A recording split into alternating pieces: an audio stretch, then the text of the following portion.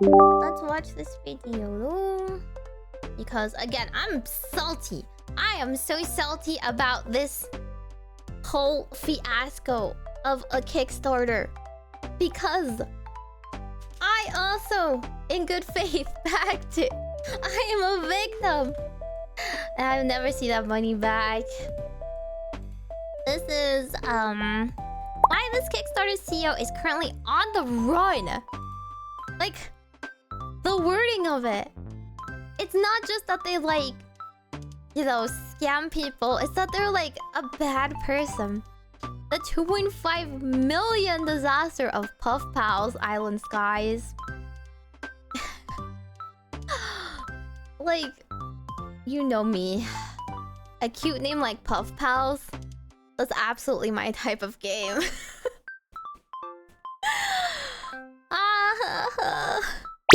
I'm sure that by now, you're well aware of what the concept of crowdfunding is. It involves someone coming up with an interesting idea, and in order to make that idea come to life, they ask people who are interested in it to fund it. For me personally, one of the first websites that come to mind when I think of crowdfunding is Kickstarter. One could actually say that it was one of its early pioneers. And while it did create a lot of success, it's mostly Kickstarter and Indiegogo, right? Like, I literally don't know any other places. Stories, on the other side of that same coin, it also created a lot of horror stories.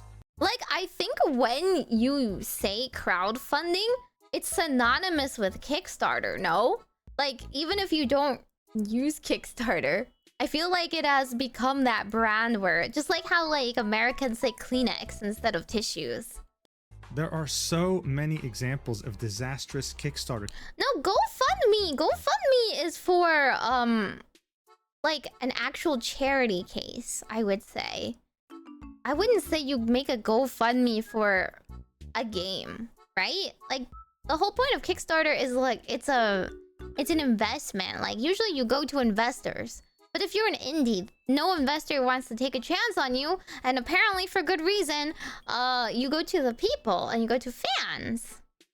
Campaigns. Ones that were fully funded by the community, sometimes exceeding the goal, and yet they still managed to either under-deliver or straight up not deliver anything, with the most common reason simply being inexperience and mismanagement. One of the most infamous examples of this was back in 2014 by the massive channel at the time, the Yogscast. I've never heard of this channel. They wanted to make their own game and raised over $500,000, only to then fail spectacularly. They hired the wrong people, got scammed, and ended up giving a completely unrelated game to their backers as an apology instead of refunding them. It was a huge story, and their reputation never truly recovered after this. But just like, that's a hard place to be in. If you yourself got scammed, you also don't have $500,000 to refund, right? Like, what are you gonna do? You just kind of declare bankruptcy and try your best, but like, that's not technically their fault. It's just that the whole thing of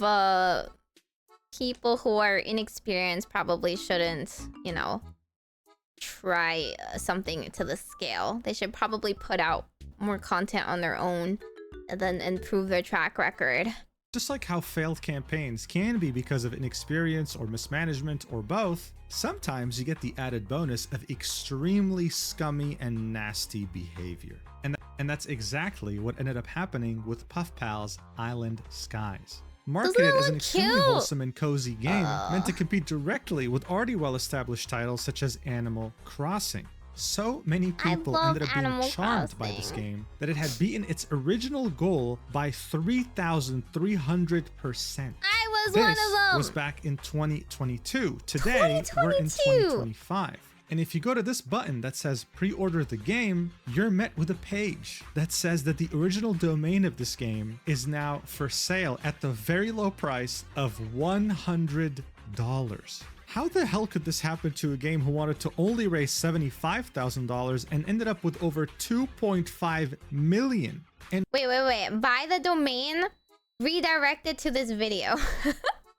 Put the Google Docy on that domain right now. Why the hell are there 5 total lawsuits currently ongoing suing the developer for almost the same amount they raised, which is $2.1 million? Lawsuits. Well, as you might expect, this didn't happen overnight. This is a multi-year disaster that involved scamming over 42,000 backers, but also anyone they pretty much hired for this project, while currently dodging multiple lawsuits. If you've seen catastrophic crowdfunding campaigns before, then trust me, this is on another level. This topic was suggested to me by a viewer in my Discord, and seeing that only a few people have discussed this, I figured that we had to talk about it. So Thank you for the deep dive. I never would have found out that I got scammed. Skies didn't just come out of nowhere. I didn't see this. The company behind it is Fluff Nest, and they were an extremely successful plushie company. They it was made actually plushies. founded back in 2020 and had very humble beginnings on Kickstarter. Okay, so I didn't know that they came out on Kickstarter because I only heard of this company by the time they already had a bunch of plushies, right? But I literally heard of this game because I love their plushies. They are super, super cute. And I have some. I have like the keychain size. I got like the little frog one for my sister, and I got a little like flying sheep one for myself. And then like I got like my friend got like I think she got the raccoon and possum ones. And they all have like cute little names. And don't they look adorable? They like actually deliver. They were a real company, okay? It wasn't just like me backing nobody, right? It's not out of the blue.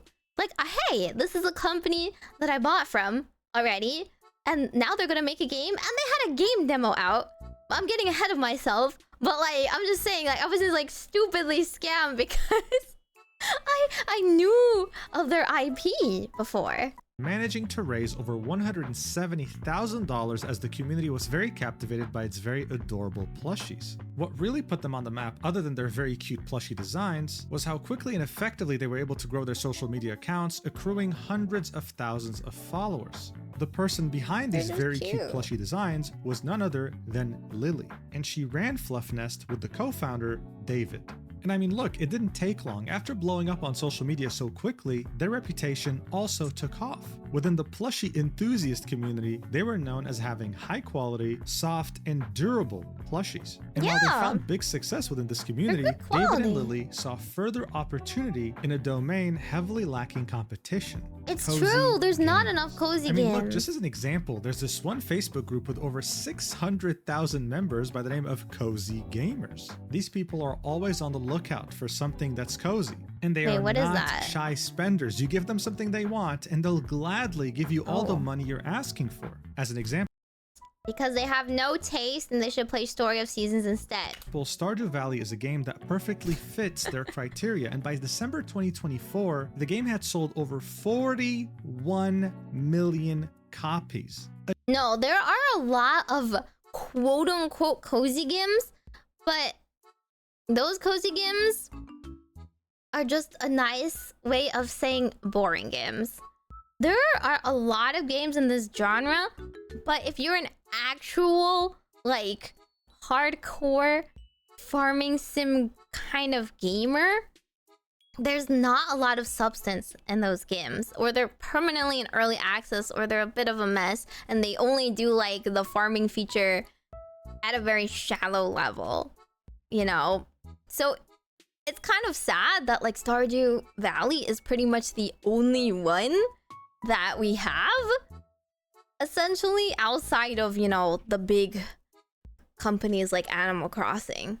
A number that can easily make multi-billion-dollar companies jealous. On the other hand, one of its few competitors is Animal Crossing on Nintendo consoles. And if we talk about the Nintendo Switch specifically with its first-party game roster, Animal Crossing New Horizons was the second best-selling game at 47 million copies, with only Mario Kart 8 Deluxe selling more. And for whatever reason, it was also breaking physical copy records, specifically in Japan, selling over 8 million units. It was undeniable at this point. This market wanted more cozy games, and they were willing to spend a lot for them. And so, as people online were never running out of good things to say about Fluff Nest, like this user saying they're very high quality, honestly better than most smaller plush companies, I definitely recommend them, Fluff Nest decided to tap into that reputation in order to take the unorthodox route of developing their own cozy game set within the universe of its own plushies, which they called Puff Pals. They would reveal the trailer of this game to the world for the first time during the Wholesome Direct showcase. This is an indie game showcase focused on cozy games that's part of the Summer Game Fest. The game's name was going to be Puff Pals Island Skies. And to say that people were excited about something that seemed to be maybe the first worthy competitor to Animal Crossing was an understatement. Fluff Nest would use its already well-established presence on social media to advertise the game, and since it was directly related to its plushy universe, it didn't feel out of place. It felt just right, and it made people who were already interested in their plushies check out the game too. Yeah. What would then follow? So like they have all the characters already from their plushies, because all of their plushies are animals that have a story. They all have a name, right? And if you backed it, there's like also additional rewards to try and get like extra characters in the game. So it was like, let's get the Sakura Dragon added to the game, you know, stuff like that. Is such an extremely well executed Kickstarter campaign that you'd think you were dealing with someone who has a PhD in marketing. In reality though, you were dealing with the Wolf of Wall Street. Around April 7th, 2022, Puff Pals Island Skies would officially launch its crowdfunding campaign on Kickstarter with the goal of $75,000. It didn't take long for it though to completely eclipse that initial goal, and within just a couple of weeks, it would top over $1 million in funding. And I mean, if you look at this timeline here, by April 30th, 2022, they had reached $1.3 million. However, what's ridiculously impressive here is that within a week, on May 7th, they had doubled that amount, raising over $2.5 million and calling this campaign an astounding success. This is when Lily would make a personal post thanking everyone for making her dream come true. But hold on a second, let's take a step back here. Social media presence for a plushie company can definitely help with a game like this, but to beat your initial funding goal by 3,300%? How did that even happen exactly? Well, of course, there's a number of factors. Most campaigns on Kickstarters will have stretch goals. The initial goal would be to literally just make the game at its most basic form, but the more money you raise, the more features you unlock, like cooking, fishing, a free pet for all backers, and of course multiplayer at $1 million. That definitely helped with motivation for funding. What also helped is that the Kickstarter itself seemed very professionally made. You had a lot of the features already laid out as if they were already being worked on. And the fact that this was going to be not just on PC, but on Mac, mobile, and Switch as well, that made it all the more enticing. But still, it doesn't really explain why they made so much damn money. One could look at the different tiers, like how there were some that were priced at $5,000, I think it was allowing just you to design your own though. Puff Pal to be an saw NPC ads, like, in the every game, day. for example. Or how for $2,500 each, you could design either an outfit or a pet. Those definitely helped, seeing that every one of those tiers completely sold out. But still, there was one missing piece of the puzzle here that really helped them raise so much money in such a short period of time.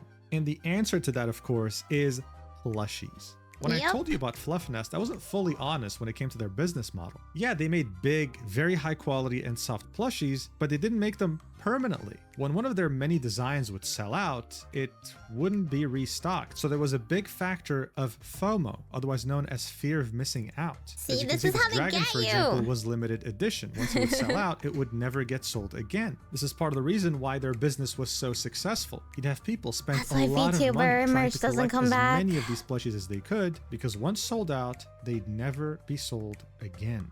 Fluff Nest understood this all too well, which is where add-ons come in. New You see, Turtle, I know they have Kickstarter, really you can cute pledge names. whatever tier you want, like for example, getting the game for $20, but then after having pledged, you can add add-ons to your total order. And in this case, they had quite a few plushies that were very highly sought after, sold only on Kickstarter, never to be sold again anywhere else, especially not their website. But since you could only buy them after pledging an amount to the Kickstarter campaign itself, it of course made many want to just pledge, for example, $1, or hell, buy the whole game for 20 and then add this on. And of course, the amount of money paid on the add-ons would contribute to the total pledge. So if you bought the game for $20 and a plushie for $45, your total pledge would be $65, and it would count to the total $2.5 million raised. And here's the deal. Seeing that this game had 42,000 backers, all you have to do is divide 2.5 million by 42,000, and you'll see that the average pledge by backers on this game was close to $59 each. Seeing that over 30,000 of those backers paid $20.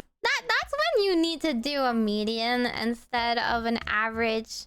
Like those people who spent like $2,000 on the designer, you know, tier to get their own character or whatever should not be equated to the vast majority of people that just paid for like, just paid $30, you know?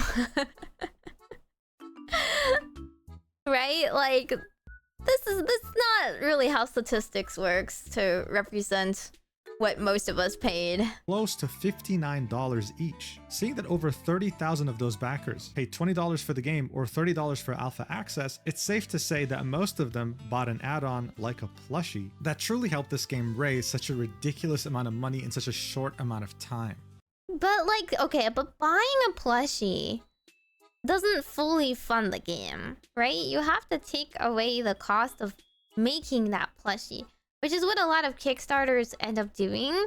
They end up like spending a lot of that money that they raised fulfilling like the orders that the add-ons generate. So like, you know, at the lowest tier, they give you like stickers and then like prints or keychains, stuff like that, right? It seemed like Fluff Nest really knew what they were doing, to a worrying degree. This was an incredible effort and made people have the highest of expectations for this game's development. So once the campaign ended, there was no time to waste. For the next year and a half, they would encourage all backers to join their official Discord server to hang out and build a community together. And this is where you'd also be able to interact directly with both Lily and David Pentland, as we can see right here on this video call, in which they were having fun designing a tea house. Did they They would also share this? some processes of the game's development, like its music production. And overall, it seemed like they were on the right track. But as you can imagine, it wouldn't take long until they would have to face their first setback. On September 22, 2023, Fluff Nest would post an update on its Kickstarter. The alpha's release date was being delayed by around a month. It was meant to come out on September 2023 and was now being delayed until the end of October of that same year. They would explain that they're doing this for design changes, implementation, quality assurance freeze, a 1-week buffer for whatever reason. But hey, even though it was a slight delay, people didn't really think much of it. And honestly, at the time, if you still wanted a refund, you could get it. Not to mention that Fluff Nest wasn't just hiring just about anyone to work on this game. They had hired Room 8 Studio to do the outsourcing for, well, the majority of the game. This is a studio with many AAA games in its portfolio, so hey, Fluff Nest was taking this seriously. And so the big day came. On October 31st, 2023, almost a year and a half after fully funding the campaign over 3,000% of their funding goal, they would finally release the alpha. If you were an alpha backer, you would okay, he didn't like message anybody to get this like screenshot. This post is for backers only. Clearly there's enough, you know, people who have Kickstarted that could gladly send them the screenshot. It's not anything shockingly secret, I'm sure. Receive a key and you'd redeem it on Steam. However, just one thing to point out before we get into the alpha itself, around a week beforehand, they wanted to confirm the participation of backers in the alpha. That way they can send them the keys. But the way they did this was in a survey format. So if you were an alpha backer and didn't see this update, you wouldn't get a key. And hell, if you were an alpha backer and filled this form out, you probably also wouldn't get a key because it was kind of disorganized. I mean, that like is kind of normal. Like I also miss a lot of emails that come my way, and that's like not their fault, right? What else are they going to do kind of thing if they need that information? They can't just like post a bunch of keys publicly. They have to DM you, right? And they can only do it on Kickstarter. and Kickstarter emails you, right? So, it's like when I try to post things, I'll post on Twitter or YouTube, but at the end of the day, it's like hard for everyone to have seen that notification in time.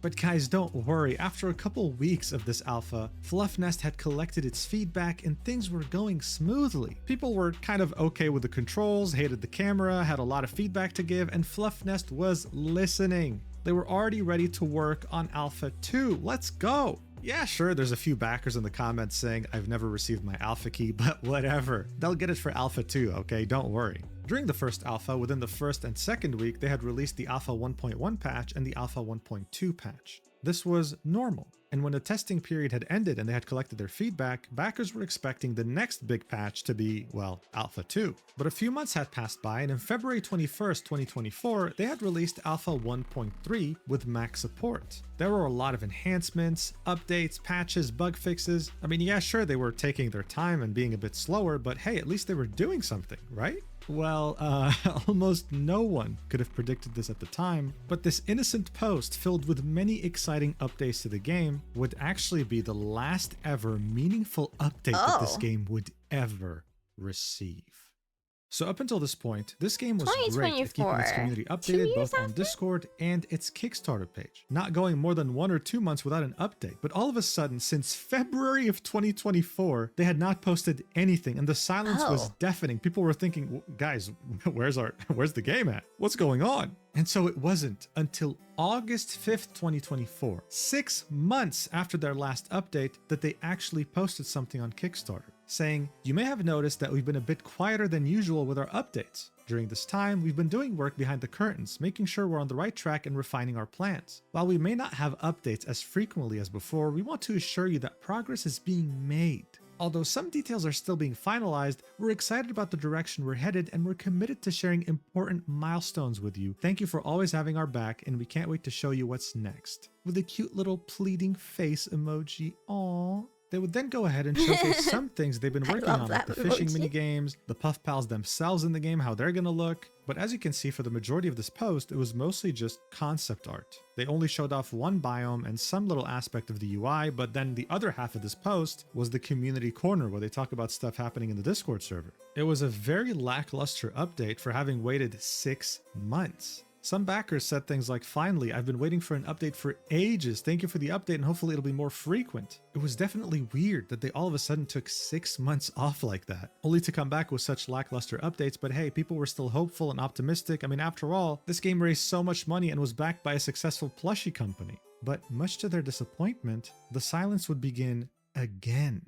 And they would only receive another update yet another 4 months later on December 12th, 2024. And this time, it wasn't an update like the last one. It was a statement written by the CEO and co-founder David Pentland, where he would say, "Hey everyone, we know you've been eager to hear more about Island Skies, and we appreciate your patience as we've been navigating important internal changes. First, the game is still coming. This has set us back, but we expect to be able to maintain our original timeline within a few months. Below, I'll outline a bit of why we've had to stay so quiet and when we can expect things to improve. Following issues at the start of this year, it became clear that we needed to change how our team works. Part of this process was adjusting our contracts with the people working on the game to empower them beyond what their current contract supports. In the previous form of the contract, roles and deliverables were too specifically outlined, exposing team members to legal risk if they go outside or beyond their mandate, which for obvious reasons can introduce inefficiencies. All parties were entirely supportive of this change from the start, and there has been no conflict over the terms of the agreement. However, changes like this often involve legal hoops to jump through and boxes to check. This process is taking much longer than initially anticipated, and our current contract limits our ability to share anything until things are final. Whether it's content produced for the game, details about the reorganization process, or updates to the alpha build. Watching the frustration of the community without being able to communicate what's been happening has been the most difficult part of making Island Skies so far. Our team is eager to show you what we've been working on, and we know it's hard to wait for updates during this time. That said, these changes are necessary, and we will always do what needs to be done to make Island Skies a reality and the best game it can be. I'm very happy to have gotten the green light from all the lawyers involved to finally share this update and to be close to finishing up this process. We're planning to bring you another update like this by the beginning of February to share where things stand. Thank you for being with us through this. We're wishing you a happy holiday season, and we can't wait to share more with you in the new year. Signed, David." Whoa, what the hell was going on? But more importantly, how is this the backer's problem? This statement felt like David was just venting about legal issues he was having at his company without giving anyone any meaningful updates on the game itself. It just felt out of place. This is exactly how I vague post. That sounded like a freaking member post I make though. Hi guys, I'm sorry, things are happening in the company that I can't talk about, and we're working hard on it, but I'm not really allowed to talk about it, so I'm just gonna talk about how I feel about it. I'm sorry, I feel sympathetic though. I too have been there, where I'm just like, hey guys, this is coming. Hey guys, this is coming. 2 months later, hey, I think it's finally coming. I can't really do anything about it. I want this to happen already, but I told the people and the staff still hasn't approved it, so we're just kind of twiddling our thumbs here. Lawyers are pretty difficult. I don't know. I've never directly worked with lawyers, so I can't really tell you anything. Working with legal is very annoying, is all I can say. Even in GlitchStars, it's like, half of the time, if we can do it without legal, we will try our best. Right? We'll try our best not to. Because it just unnecessarily complicates things. And if you want anything changed, like, even in a minuscule amount, it might, like, hold things up for a very long time.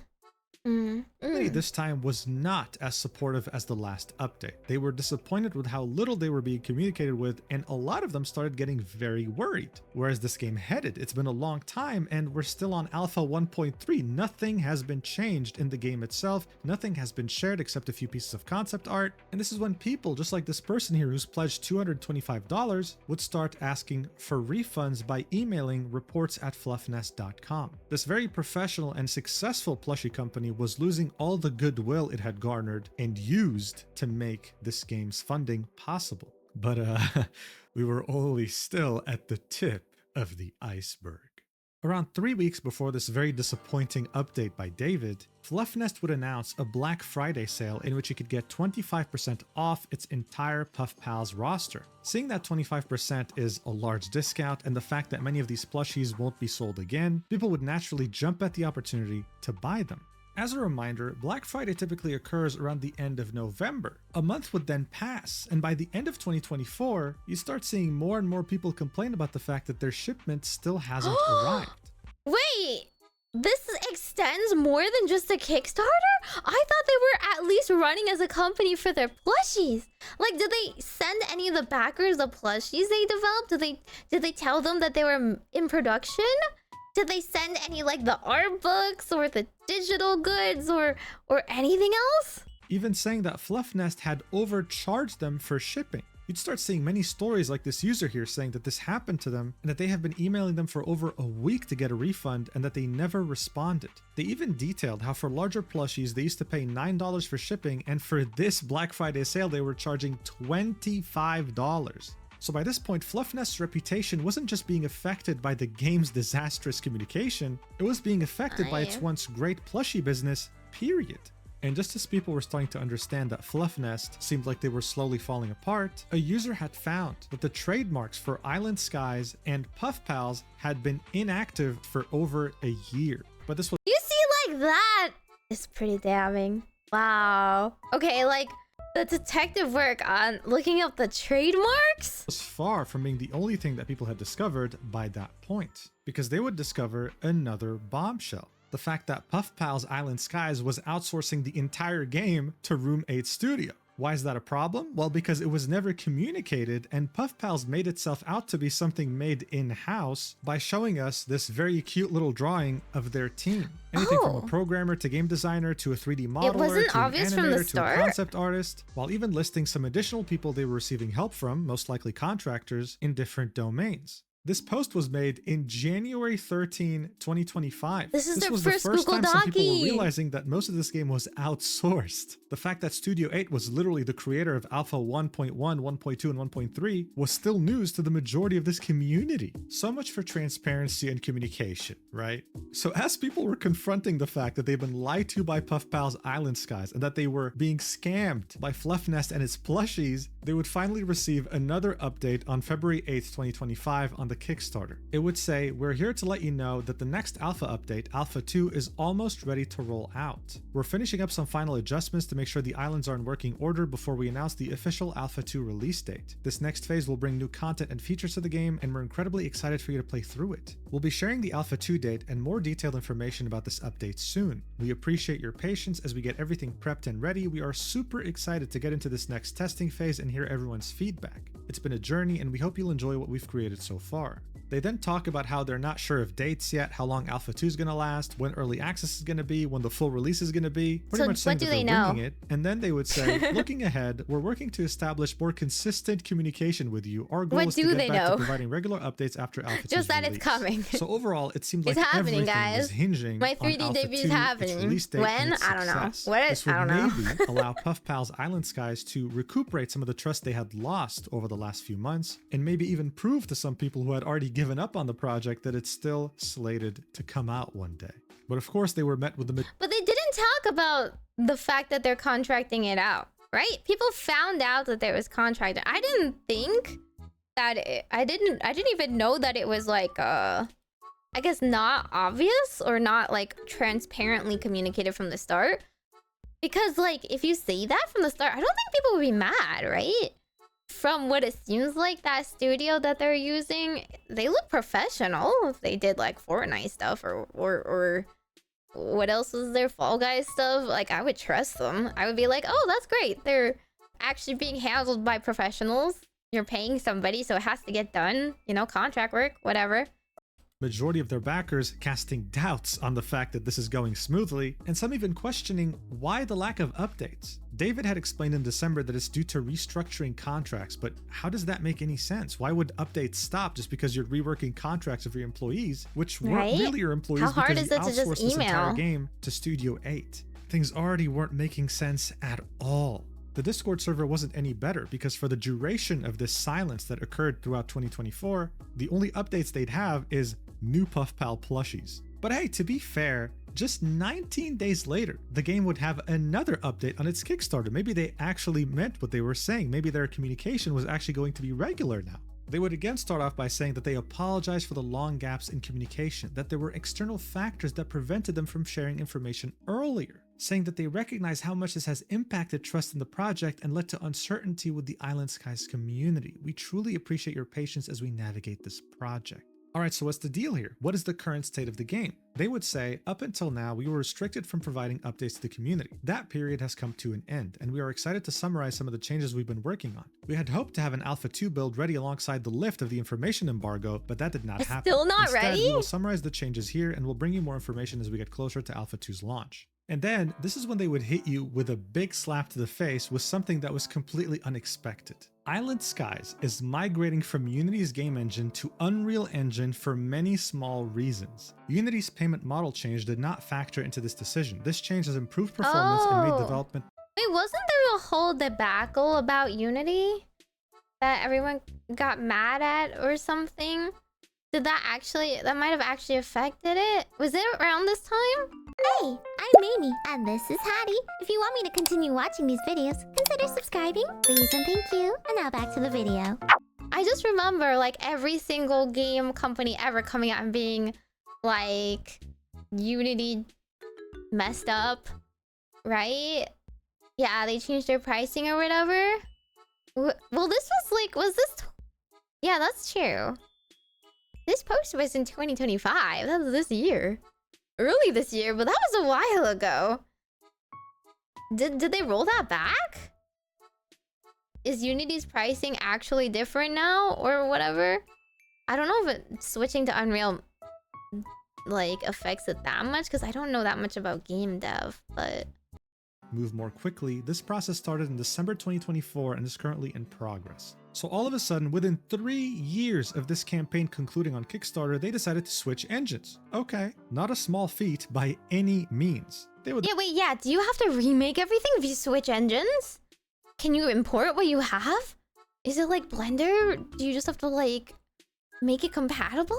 then outline a bunch of features, but honestly, without images, without actual videos, you can't really believe them at this point. They then said to expect Alpha 2 within 6 to 8 weeks, so April 2025 by the latest. They would then say that by mid-2025, they would want to release early access for everyone, and then the full release would be at the end of 2025 or at the end of 2026. It would fully depend on early access feedback. But then there was a big question, which they answered, which is, why has communication been so limited? They would again reiterate that there were external circumstances that prevented them from sharing updates, but they wouldn't specify, like, what external factors, what's going on exactly. They would then again say, hey, communication is going to improve, expect more stuff in Alpha 2, regular updates, community feedback, with polls, discussions, etc. They've already said that a million times though. But then, this is where things would get interesting in this little update. Have any legal issues impacted production? They would go on to say, the legal issues that have primarily impacted our ability to communicate openly with our backers had a relatively smaller impact on production and are no longer ongoing. But the legal issues that impacted our ability to communicate openly do not include the lawsuit filed against Fluffnest last year by Blade Funding, which was not related to Island Skies or its funding and did not and could not have had an impact on production. They would then specify two very important things: that there are currently no outstanding legal issues that could disrupt the game's development, that they had solved things with Blade Funding, which was impacting something more related to its plushie business, and finally, that there are no financial issues with the project, saying funding has never been a concern for the game's development. And we've been very intentional about how we manage finances to ensure that Island Skies remains secure. The way we've structured things has fully protected the game from risk or litigation up to this point, and we're confident in that approach. Okay, cool. And they would even specify that you can get a refund if you wanted to by emailing info@fluffnest.com. So look, at this point, if I was a backer, this wouldn't really make me feel that good.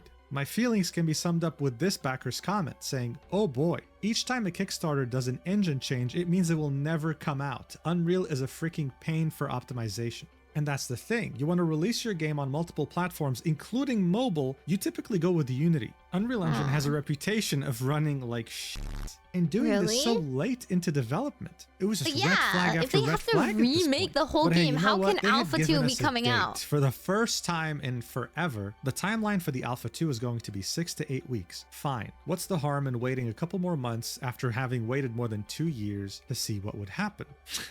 What's the harm, right? Well, more than you can imagine.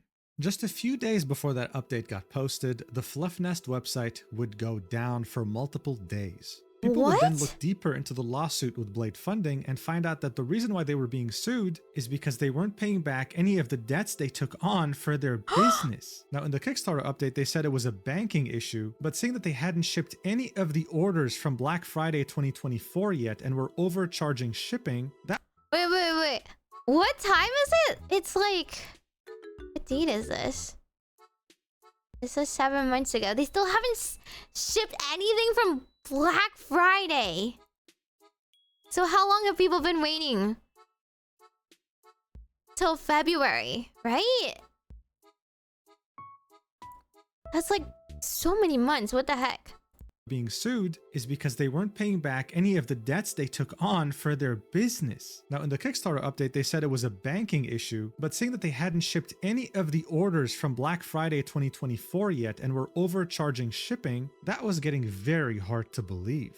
But hey, you know what? At least the game was keeping its promise of quick communication, because only a couple weeks after their last update, on March 13th, 2025, they would post another update saying that Alpha 2 was right on track, detailing their process of moving everything from Unity to Unreal, and admitting that yes, in the short term, this will impact production. In fact, we lost about 4 months of development time to make the switch since we had to rebuild and rework a lot of the systems. However, since moving to Unreal Engine, development has been running either at the same pace or even twice as fast, depending on the feature. Doesn't that just mean they didn't have that much? They'll check in with another update like this one on April 3rd, no matter what, so you know where we're at.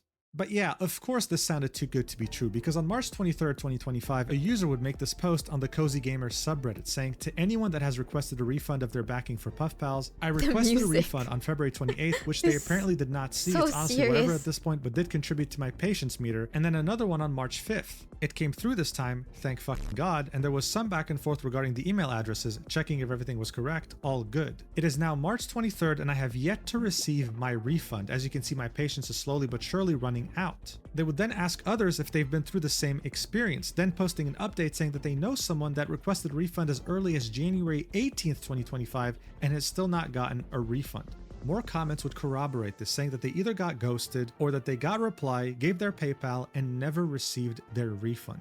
It seemed like Puff Pal's claim of them not being in any financial trouble and being financially stable was yet another lie.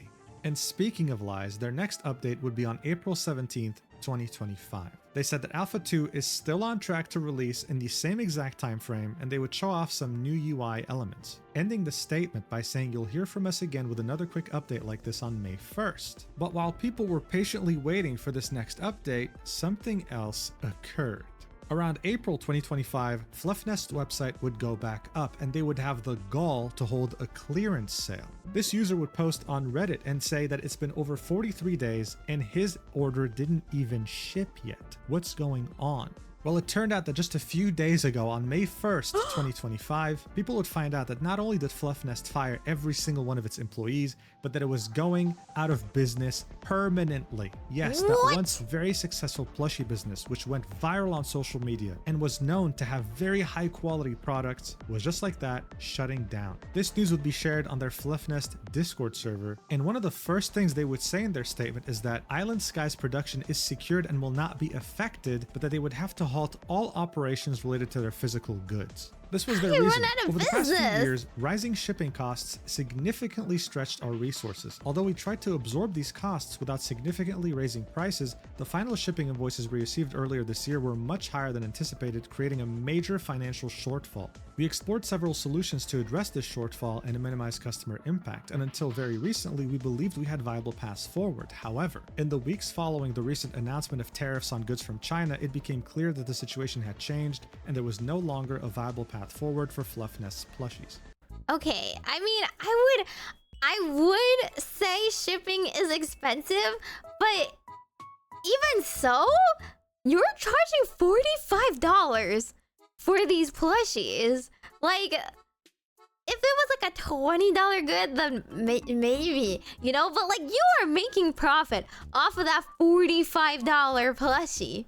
There's no way your plushie production cost is that high, even with shipping. And even with the tariffs, like, people have been finding ways to get around the tariffs.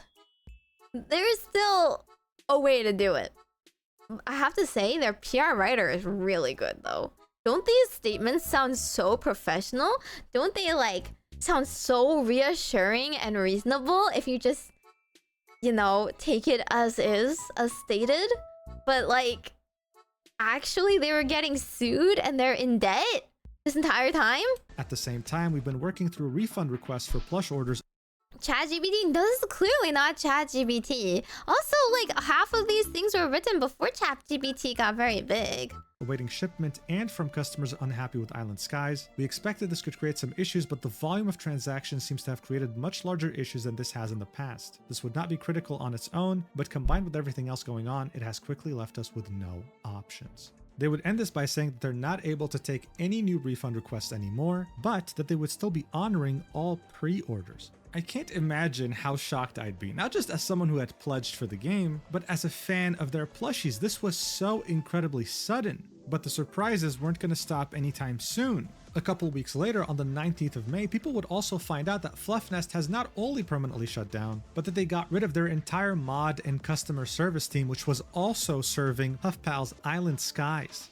And at the same time, David, in the Puff Pals Discord, confirmed that due to the situation happening with the plushie company, refunds for Puff Pals Island Skies would be halted. At this point, this entire What do you mean business was halted? They collapsing never faster gave than any. anyone could have ever predicted, and they didn't know what to think anymore. They were told repeatedly that Puff Pals Island Skies was not financially affected by any of this, that it had all its finances secured, but it was very hard to believe at this point. For fans, this was a time of complete and utter uncertainty. People wanted concrete answers as to what would happen to their orders and the game they backed, but they couldn't find info anywhere. It would only be on May 21st, 2025 that Fluffnest would post its last ever update on the state of Puff Pals Island Skies. In Here's what they May. had to say. Hello everyone. The development of Island Skies has been incredibly challenging, to say the least. For the past few years, we were under NDA with a third-party studio and couldn't discuss many of the things happening behind closed doors. However, now that other parties have made some of that information public, we can speak more openly about what's happened. After the Kickstarter, Fluffnest entered into a milestone agreement with Room 8 Studio to develop the features necessary to deliver early access based on the GDD we created for the campaign. The agreement was for $1.1 million over the course of 1 year. This would leave around $500,000 of wiggle room, as approximately $1 million from the Kickstarter went to taxes, fees, campaign expenses, and the production of physical goods. 1 Even though million? plushies weren't included in any of the tiers, add-on plushies were still counted in the campaign total. We couldn't have been more excited to make Island Skies, and we wanted to bring in as much experience and assurance as possible. This is when they would detail production issues and management changes. While everyone at Room 8 directly working on Island Skies was passionate about the project, problems with the studio's management became apparent during the first milestone. So they're just trying The to game throw wasn't Room 8 ready under for the early bus. access or even for alpha. Because the agreement was designed to protect Fluffnest from cost and time overruns, any revisions or changes had to go through an approval process that significantly slowed down production. Toward the end That of the they first said milestone, wasn't Room slowed. 8 made staffing changes in upper management and proposed a switch to a time and materials contract to avoid the rigid structure that had caused delays. At that point, we had three options: continue working with Room 8, end the agreement and take on the project ourselves, or partner with a different studio. So they decided to stick with Room 8, at least through Alpha, so that they could deliver Alpha 1 in 2023 and reassess. They would then say that getting to Alpha 1 required an additional $1.5 million What? in production, mostly funded by an SBA loan we secured in early 2023 for both of our What? plush business and game development. This is so So expensive. already this is a disaster. You raised $2.5 million, half goes to taxes, and for whatever reason you thought it'd be a good idea to use $1 million for just the first year?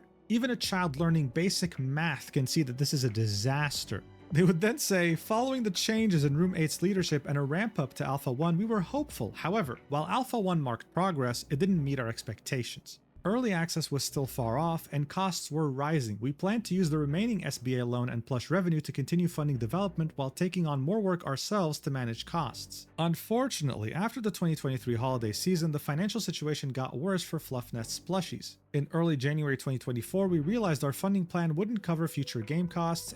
So basically, they borrowed against the money that went into plush production, and then they couldn't deliver on either, right? Because now they don't have that fund that they took out, which is like a huge fund, 1.5 million, like just to make plushies. Originally, it was all gonna go towards plushies, and now they threw it instead in like game production that hasn't been happening. I want to know how much Roommate actually worked on this stuff and why they continued with them. And circumstances took the decision out of our hands. We informed Room 8 that we wouldn't be able to pay for continued services in a timely manner. We expected them to pause services following this communication, but instead they continued working and invoicing even after meetings where Fluffnest requested that they pause work to avoid accruing additional debts. So even though they are complete imbeciles when it comes to financial management, here they're alleging that Room 8 held them hostage. But of course, this is without them detailing how much they had already owed Room 8 when they informed them that keep they couldn't working on pay it the continued services. if you weren't gonna get If you thought paid? this was already bad, well, wait till you hear this. During this time, we sought other funding options, including from interested investors. However, the Alpha's quality and Room 8's continued work at Fluffnest's expense negatively impacted negotiations. Throughout 2024, we continued to negotiate with Room 8 and reached a tentative agreement to switch from a work-for-hire model to a profit-sharing arrangement. However, because of our SBA loan, the new agreement needed to be underwritten and approved by the SBA. While preparing for this process, we discovered significant accounting irregularities that delayed submission and posed an existential risk to our plush business. Embezzling? What?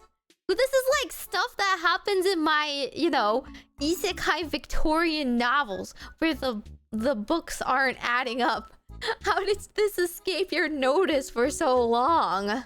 We were unable to recover the plush side of the business. It took several months of blood, sweat, and tears before we were finally confronted with the reality that the plush business was no longer sustainable. This was a deeply painful realization, and one that only became clear very recently. But after replacing our accountant and undertaking significant and costly legal and financial work throughout 2024, we were finally in a position to proceed with the agreement by early 2025. What? What do you mean accounting irregularities? What do you mean you fired your accountant? Right? David, the guy who's probably writing this, is the CEO. How are you unaware of the terrible financial situation that you're in, man? Exactly. How does that blindside you? Is there no one else in the company that was overseeing their finances? Their finances was one accountant, and they just also just casually dropped that. So casually, they're counting irregularities. Oh, okay. You know, that's normal. It's like, wait a second. What does the irregularities mean? Does it mean someone was pocketing it? Does it mean you were just like throwing money to like subscriptions you never used and it was all gone? Does it mean you overdrafted your like bank account? What does that mean? You can't just say that. You can't just drop that and not elaborate. That's crazy. Where things stand now. As we approached finalizing the new agreement, it became clear that Room 8's senior management does not have a clear understanding of the project's current state or how much work remains. Because of this, we can't trust that the issues we've already faced won't reoccur. We informed Room 8 that we won't proceed unless their leadership presents a plan that directly addresses these issues and commits the necessary resources to Island Skies. In the meantime, we've continued working on the game ourselves. Based on our experience, we don't currently trust Room 8 to deliver a version of Island Skies that meets our standards. So hey man, that's wonderful to hear, but what do you mean we've continued working on the game ourselves? For the last 3 years, Room 8 has been doing everything. What are you gonna do? Like, yeah, fuck? but also It didn't would you then end fire this with, everyone? looking ahead, despite everything, we are continuing to push toward Alpha 2. We remain fully... No, I'm not even like imagining Alpha 2 is playable at this point. You have a game that you had Alpha 1 on Unity. At some point, you supposedly switched to Unreal in 4 months, and now you don't even have a team of game devs. You also fired everyone in your company, and what are they working for? They're working for free? Like, you don't, like, I don't understand. They don't have staff. They don't have money. They don't have staff. How are they still trying to promise anything? Committed to delivering the game we promised. While we can't provide a date, our focus is on development, quality, and our own well-being. We'll share another update as soon as we have a firm release date for Alpha 2. Thank you for your patience and support. Just admit that you don't even have Alpha 1. With love, Fluffnest. And with that, this would be the final update that the backers would ever receive. And within just 24 hours, the community, being 4 months understandably ago, very outraged and seeking more answers, while displaying their discontentment, would get silenced by Lily, to the point where she would even delete the general chat channel in their Discord server. Some of these disgruntled users would move their discussions to another channel, and guess what? That channel would also get purged too. Oh my god. A month later, around June, people would realize that the address info@fluffnest.com used to refund the game or plushies would just disappear. It didn't exist anymore. Email and now, is when you go gone? to the over 8,600 comments on the Kickstarter page, it is littered with people requesting refunds. And of course, that one guy selling his account with Puff Pal's Alpha in it for $5,000. I mean, come on, man. This whole thing was a catastrophe on an apocalyptic level. From an incompetent CEO to a community that was backstabbed to even Lily, the artist that made these cute designs, also participating in the whole silencing movement on Discord. Of course, when this initially happened, people still had many questions. How did it come to this? Well, throughout the second half of 2025, we would start receiving many answers in the form of lawsuits directed towards both Fluffnest and David himself. I'm sorry, but if I spent $2,000 on a Kickstarter, that is absolutely a case for court. That's not small claims court anymore. The same lawsuits that want over $2.1 million in damages. And it would be here that we truly find out that this wasn't just mismanagement or inexperience, this was scummy, malicious behavior from the very beginning. All right, so here's the deal. Wait, so it it was not even made in good faith. It was like a scam this entire time. It was planned. I only bought the like $20 one, I think. I don't think I had early bird. I think I just bought the basic game and said I would play it on PC or whatever, and that was it. Typically, when you make a purchase with a credit card, you have a chargeback time limit. This is independent from the vendor itself, so in this case, Kickstarter. You can call up your bank and ask them to reverse a transaction on your credit card. Legally, this works perfectly if you bought something and it wasn't delivered. In this case, the game wasn't being delivered. But as you can see here, you typically have a chargeback window, with the maximum being PayPal offering a chargeback even after 180 days. The problem though was that most people had bought their pledge in 2022. It had been years. But this limited time window can be bypassed if the company that you paid to provide a service for you declares bankruptcy. So even though a bank will have like a 60-day window for you to charge back, if they see that the company you're talking about is facing bankruptcy, they'll refund you the money because, I mean, come on, they're not going to give you anything. They're facing bankruptcy.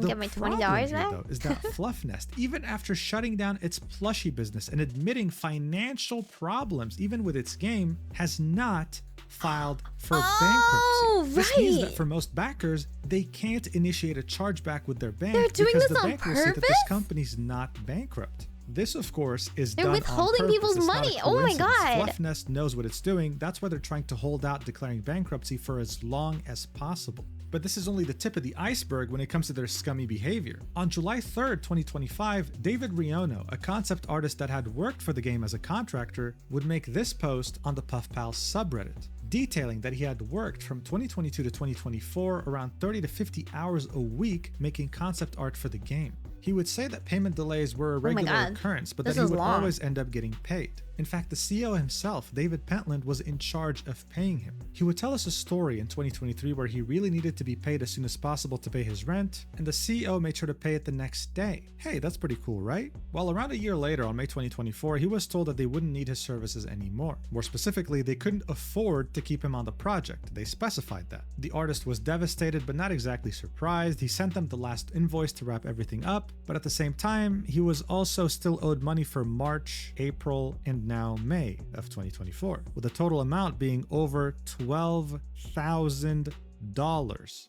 I gotta say, if you are not getting regularly paid, the company is no good, right? Like at minimum, it should be on your contract a specified date that you should be paid by. If they're late like 1 or 2 days, the bank takes a little extra time. The person putting it through is like, you know, sick or something. Understandable. You're doing several months of work and you don't get paid and you just keep going? Like, that's crazy. I would just stop. I would just stop working. Like, what? Like, why is that normalized, right? It should say in your contract on this date every single month, or like this week, you know, you should expect payment. And that's that. That should be the standard. That's like the bare minimum here, right? The artist did confess that some of the work he had done was a bit extra, going the extra mile, so he did edit his last invoice and the final owed amount. Also, yeah, I have never not been paid. I have never not been paid. I've always been paid. Again, the date might be a little bit fuzzy, or they might like accidentally make a mistake and have to correct it, but I have always been paid. And if I wasn't paid, then that breaks the contract. You know, it voids the contract.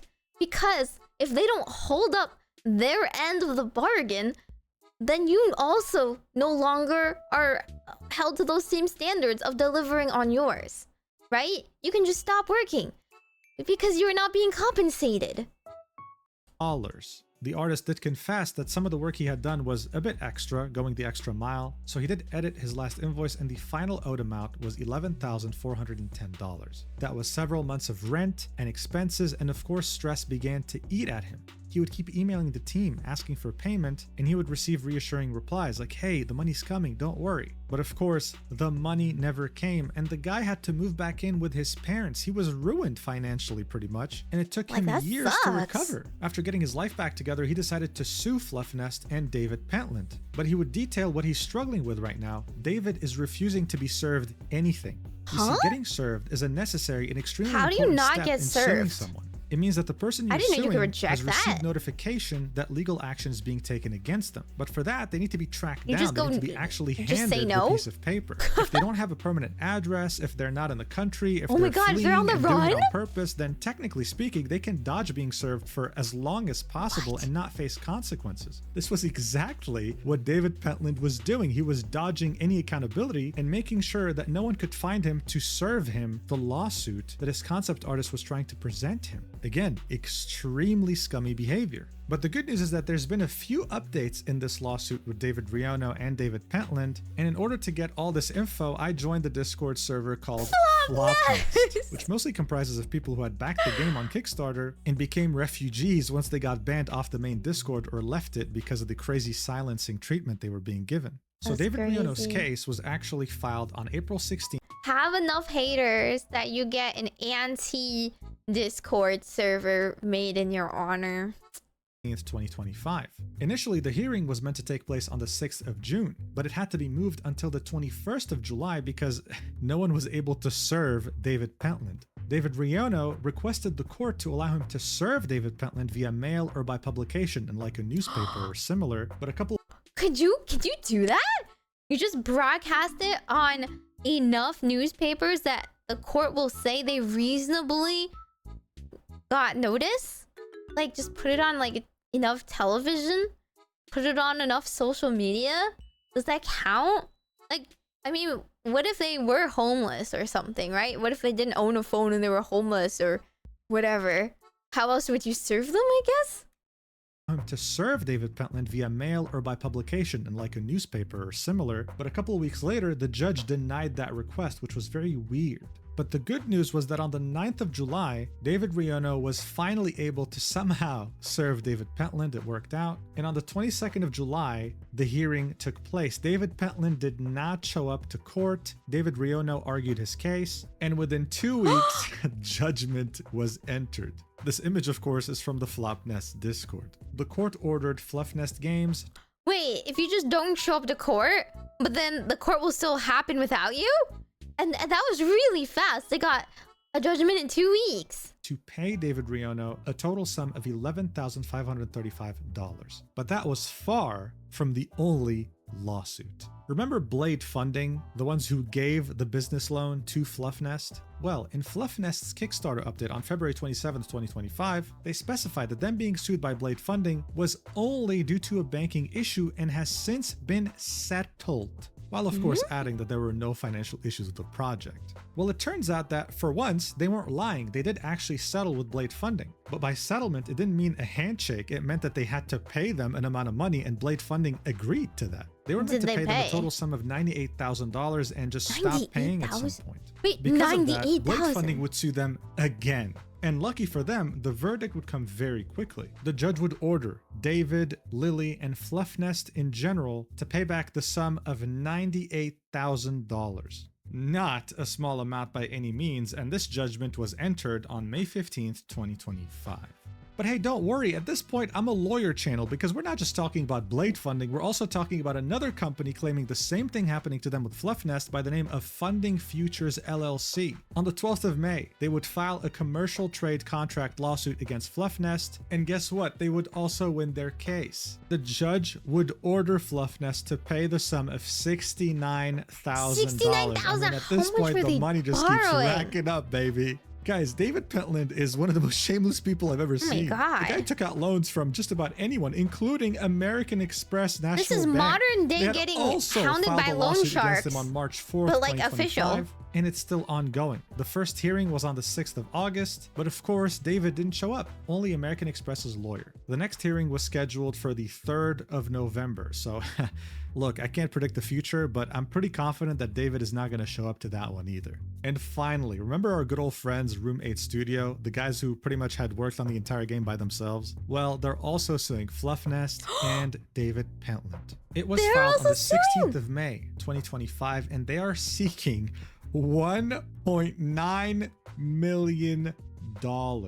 That is pretty much like their entire Kickstarter fund at this point, man. The story in their lawsuit would actually be very different from what Fluffnest had to say about them. Surprise, surprise. They never paid them? Fluffnest was scummy from the beginning. When Room 8 had found out that they couldn't pay them anymore, instead of finding a solution, Fluffnest would keep delaying and obfuscating what was actually going on behind the scenes. And one of the craziest accusations in this lawsuit is Room 8 saying that David Pentland had threatened to bankrupt his company on purpose so that he can't pay Room 8 legally anymore. Saying that he had openly flexed this in his Discord server, saying that he would just withdraw all the money from Fluffnest Games, put them into another entity, claim that Fluffnest Games is bankrupt, and just not have to pay Why Room would you 8. say Like, how that? stupid can you be, man? Exactly! Another I thing thought he that had David had said in lawyers. his post What on about this Kickstarter beautiful was that PR Room 8 would post? continue working on this game without his approval, that he had tried to stop them because he couldn't pay them anymore. Well, from Room 8's point of view, he kept approving everything they were doing, never telling them to stop. This is why for Room 8, this was more about just the money.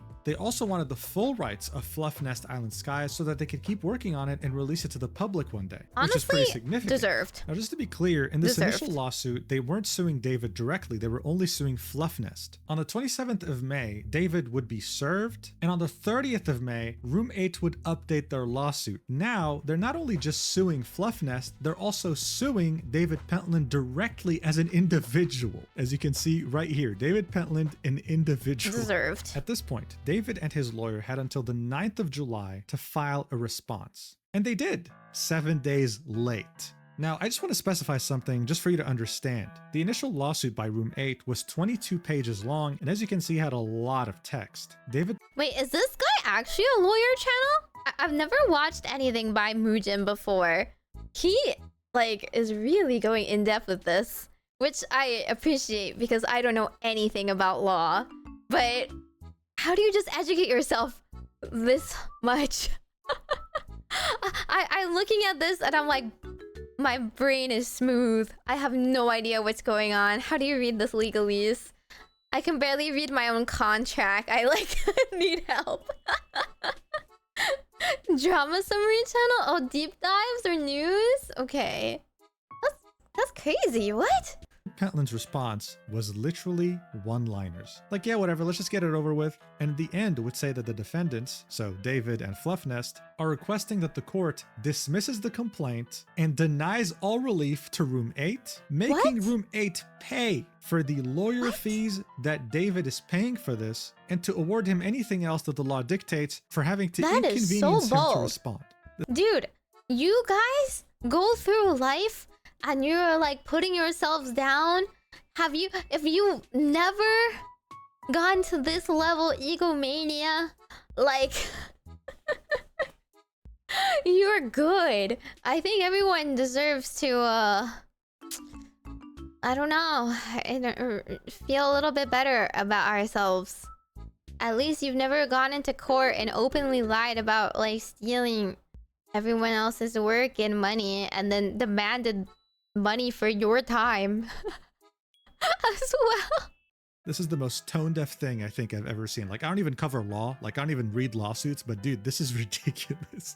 If I was the judge, I would have a stroke reading this. Room 8 would counter that statement and say, no, we're 100% suing you. We're not going to take any bullshit. David's lawyer would respond again, hoping to be able to dismiss this, and he wasn't able to do that. The trial is now officially scheduled to be on April 2027. Unfortunate that it takes that long. I mean, that's a ridiculous amount of time to wait. But I think it's safe to say that if they actually wait that long, David by then would have probably been homeless. So, I mean, this is an easy win for Room 8. But is it really? Because they'll never see that $1.9 million ever again. But some fans are still hoping that by then, Room 8 would get the rights for the game and just maybe forfeit they'll get to see it. Just give it to Room 8. Fluffnest.com still Room 8 exists has been making this whole game. On the 8th of February 2026, it'll expire, and I don't see anyone renewing it.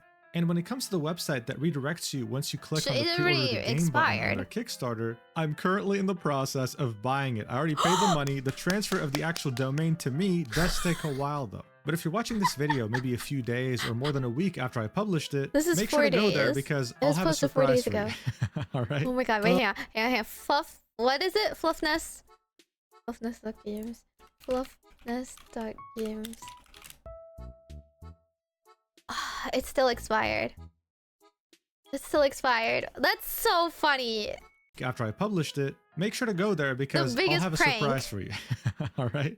Oh man, overall, I mean, this whole thing is such a catastrophe. It's crazy how someone like David was allowed to even touch this much money. And it's unfortunate that Lily, the person behind this very wholesome art style, was also involved. Now, there has been some rumors without evidence that Lily had spent $18,000 of this money to buy like an adult-themed VTuber model, but I couldn't really find any evidence pertaining to that. Not that it would be hard to believe. But overall, I also find it interesting that only David is being sued by Room 8 and other companies, while Lily, for the most part, has been able to avoid most of these lawsuits. But in the end, what I keep thinking about are the 42,000 backers and this promise of a cozy game that they've been denied.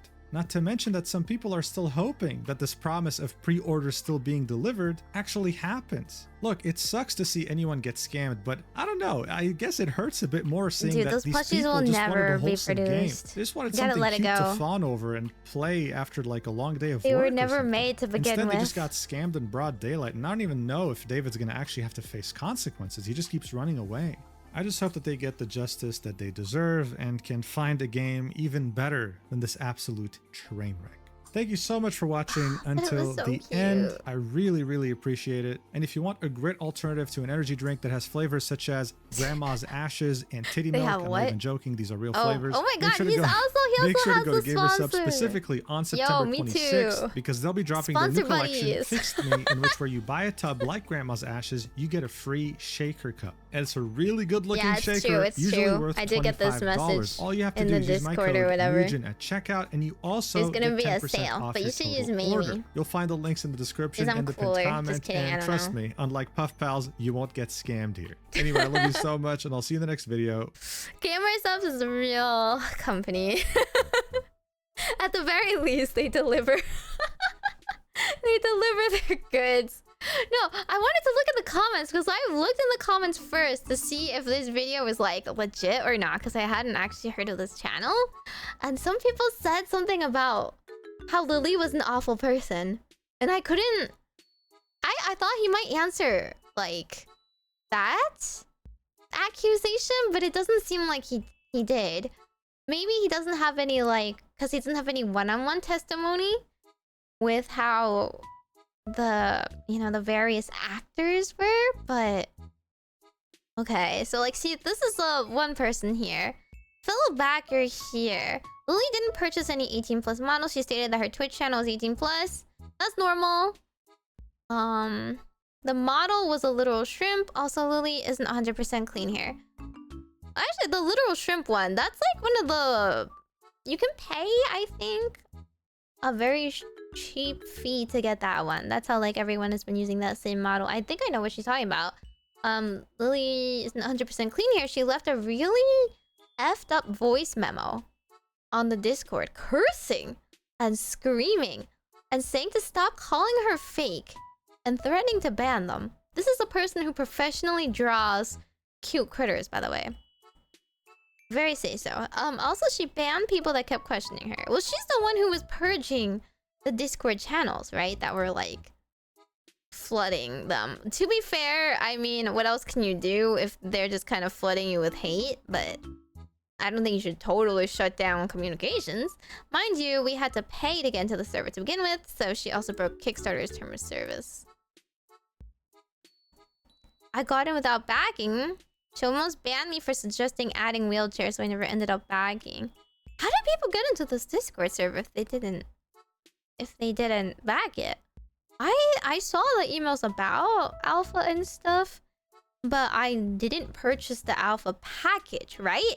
So I pretty much never I never like really read into the updates and stuff. Like I didn't really check. I didn't like attempt to go into the Discord that I didn't pay for or attempt to play it. As someone formerly in the alpha Discord, got myself banned once, general chat got deleted. There's just so much more that happened than what was mentioned. Although this is one of the more informed videos. Back in January, when they emailed about their last round of pre-orders, the headline of the email was, "The last pre-orders fluffness we'll ever have are closing." They knew they were closing the plushie business at least 3 months before they said anything. And those plushies We've recently discovered that they were never even manufactured. That's what I thought. Like, if they were already defaulting on their loans, they had no money to actually make them. So they were just like accepting pre-orders for goods that they were never going to fulfill in the beginning. Also, there is no evidence that we have found that backer money was used on any VTuber models. Okay, yeah, I don't think the VTuber model thing is an issue. I think people are just mad that someone like someone who is like so involved in this process is going off like scot-free, because Lily was not implicated. She's not being sued or anything, but like she had as much of a hand in all this as the others did, seriously, right?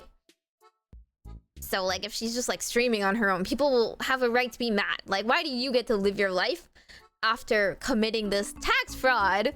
She says she totally admitted to tax fraud. I'm not breaking any NDAs by talking about stuff from the Alpha Discord because I never signed anything. Well, yeah. Also because the NDA in question only covers the game itself, not the Discord. If anyone has questions, I'll be happy to spill it to you. NDAs are very much... I'll just say it's based more on goodwill than like contracts in a lot of businesses, because you can't really like have every single person sign something. You kind of just have a disclaimer or like a check this box terms and conditions.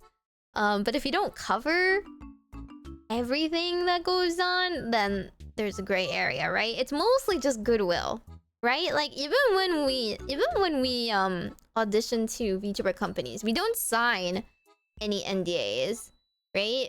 Until you get hired.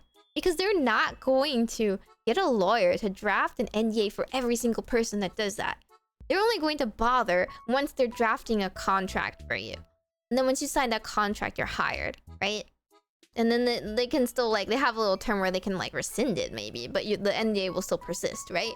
But like, it's just like, you're just a bad person, you know, and you'll never get anywhere if you apply somewhere and then leak it everywhere immediately. So it's just a mutual trust. Like on their end, they get your real name and information, so the VTuber company can also dox you everywhere. And you didn't sign anything, right? So you kind of have to like operate on mutual trust here. It's like how we pay artists sometimes too, right? We have to use our own like payment sometimes, and like some information is there. You just have to agree not to look. You get the artist's real name too. We just like close our eyes. You can't sign an NDA for every single time this happens. Unity games on Steam can usually run without Steam unless they're hard-coded. Theoretically, someone who has Alpha 1 could leak it if they wanted to. There's plenty of sites online where you can just download it. I'm curious. I've never played it. It looked like a real game. It looked like it was like pretty well done by the time they showed the videos, but everyone said it was pretty lagging. Let's see. Everyone's, you bought the domain? That's so funny. I know. I'm so excited about the domain one. Oh, he didn't reply to that. I want to know what he's using it for. So bad. See, yeah, this is what I was saying. What bothers me is that cozy game market is bloated with bad games and scams. I hate it because we're always looking for competition in the market and want to support that competition. It always seems like there's a lot of farming games and cozy games coming out. There's always so much advertisement for it, and then when you dig a little bit below the surface, you find these games are empty. They're usually shells. You have like maybe 10 hours of content in any of these games. They just are like copies of each other, right? So any game that actually shows promise is extremely exciting to us. Because again, yeah, either small indies are getting in over their heads, or even like the Square Enix one isn't that good, right? The Square Enix Harvestella, I tried the like demo. It's like, wow, it's really slow and doesn't really... I don't think it really understands what players like me want out of this kind of game. They think, oh yes, let's just do some farming, let's just do some questing, and that's good. Like, no, the pacing is all over the place. I do want the dev team to get the game. Even if they finish the game and it only has 10 hours of content, that's like more than it would have ever had at this point. So just deliver the fans something, right? For all their money, at least deliver them something that roommate also has been like working on and not being paid for apparently. I have several other plushies sitting next to me. I only spent $25 on the Kickstarter. Yeah. I do have pre-orders that were never fulfilled. So it looks like the plushies in the Kickstarter were also never fulfilled.